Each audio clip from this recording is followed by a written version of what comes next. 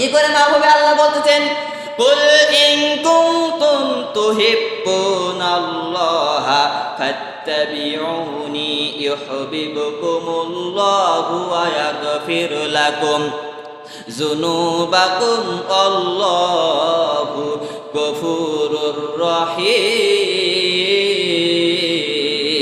জোরে বলুন আল্লাহু আকবার। হে নবী, আপনি বলে দিন, যদি আমি আল্লাহ আমারে ভালোবাসো তাহলে আমার নবীর ইত্তেবা করো, নবীর অনুসরণ করো। তাহলে আল্লাহ বলতেছেন, ওয়াগফির লাকুম যুনুবাকুম, আমি আল্লাহ তোমাদের জীবনের সমস্ত গুনাহগুলো মাফ করে দেব। কথা কার? আল্লাহ বলতেছেন জীবনের গুনাহগুলো আমি মাফ করে দেব। এই নবীর দোহাই যখন দিলেন, আদম আলাইহিস সালামকে আল্লাহ মাফ করে দিলেন। ওই দিনটাও কোনো সাধারণ কোনো দিন ছিল না, ওই দিনটাও ছিল 10 মুহররম, আশুরার দিন। আদম আলাইহিস সালাম আর হাওয়া আলাইহিস সালাম, আদম খোঁজে হাওয়ারে, আর হাওয়া আলাইহিস সালাম খোঁজে আদমকে। খুঁজতে খুঁজতে খুঁজতে খুঁজতে আরাফার ময়দানে যেখানে দুজনের সাক্ষাৎ হইল, দেখা হইল, ওই দিনটাও কোনো সাধারণ দিন ছিল না, ওই দিনটাও ছিল 10 মুহররম, আশুরার দিন। যাকে সানি আদম বলা হয়, হযরতে নূহ আলাইহিস সালাম। এই নূহ আলাইহিস সালাম, নূহ নবীকে যখন প্লাবন হওয়ার কারণে নৌকা তৈরি করতে বলল, এই নৌকার মধ্যে নূহ আলাইহিস সালাম, নূহ নবী যখন তার আহলে বায়াতদেরকে নিয়ে নৌকা অবস্থান করলেন, প্লাবন হলেন, সমস্ত দুনিয়াগুলো ডুবে গেল।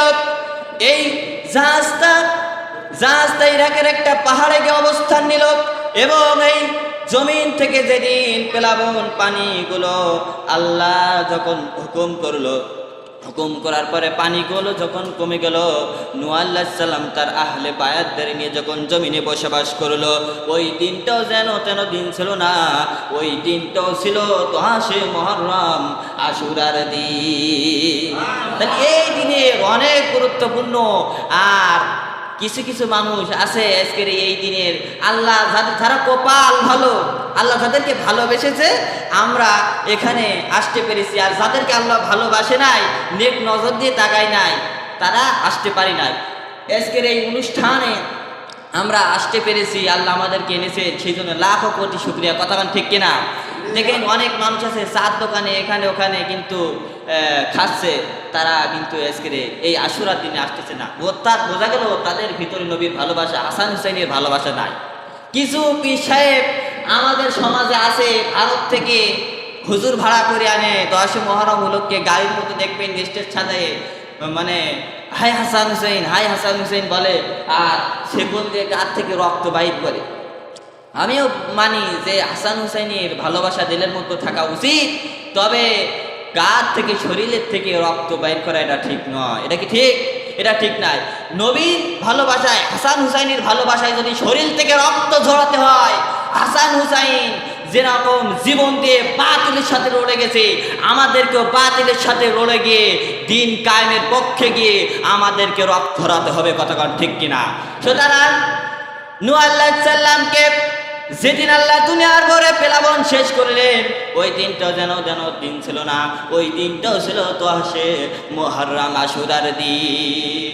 ইউসুফ নবীকে যখন জেলে থেকে বাইরে রাষ্ট্রপতি যখন মন্ত্রিত্ব পাইলেন, ক্ষমতা পাইলেন, অনেক ঘটনা সময় সংক্ষেপে বলতেছি, সেই দিনটাও কোনো যেন তেন দিন ছিল না।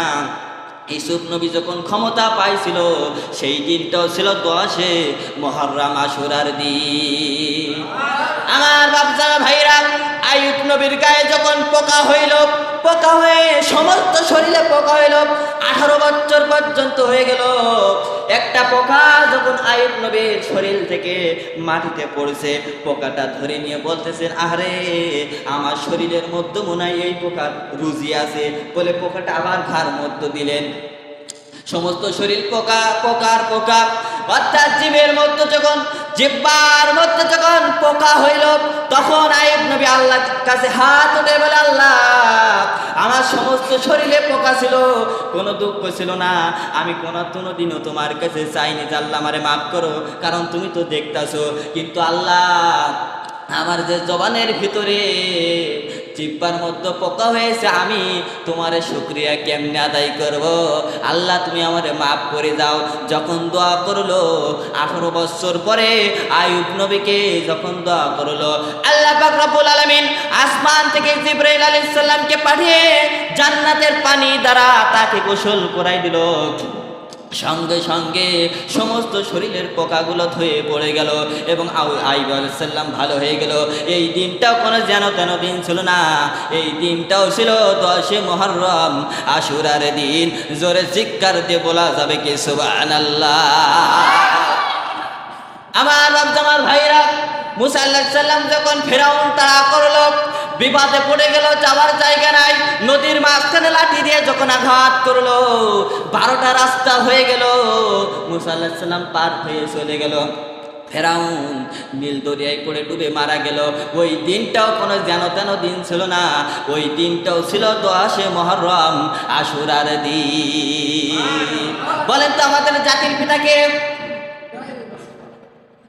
কথার আওয়াজ নাই কেন? আমাদের জাতির পিতাকে, একমাত্র মুসলমানদের জাতির পিতা ইব্রাহিম আলাইহিস সালাম।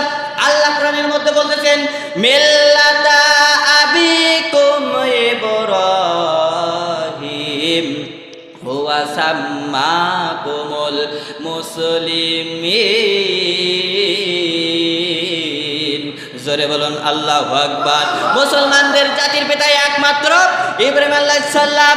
এই ইব্রাহিম আলাইহিস সালামকে নমরুদ যখন গন্ডে আগুনের মধ্যে ফেলানোর পরে ইব্রাহিম আলাইহিস সালাম আগুনের মধ্য থেকে যেদিন রক্ষা করলো, আল্লাহ যেদিন রক্ষা করলো সেই দিনটাও কোনো যেন তেন দিন ছিল না, ওই দিনটাও ছিল 10 মুহররম, আশুরার দিন। এই দিনে অনেক গুরুত্বপূর্ণ। আমরা এই দিনের ভালোবাসা এখানে এসেছি, আমাদের ভিতরে হাসান হুসাইনের ভালোবাসা থাকার দরকার কি আছে কি নাই? আমরা মনে করি যে হাসান হুসাইন যেখানে কারবালা করছিল ওইটা মনে হয় শুধু কারবালার ময়দান না। মুসা আলাইহিস সালাম ফেরাউন যখন তাড়া করলো, ওই বিপদে পড়লো, ওটা একটা কারবালা, ওটাও কি একটা কারবালা। ইউনূস নবী যখন বিপদে পড়ে নদীতে ঝাঁপ দিল, মাছে যখন আল্লাহর হুকুমে পেটে যখন ধারণ করলো, করার পরে 40 দিন পরে আল্লাহ যখন হুকুম করলো, তখন মাছ পেটের ভিতর থেকে বাহির করে দিল ইউনূস নবীকে। সেই দিনটাও কোনো যেন তেন দিন ছিল না, ওই দিনটাও ছিল 10 মুহররম, আশুরার দিন। বলেন সুবহানাল্লাহ।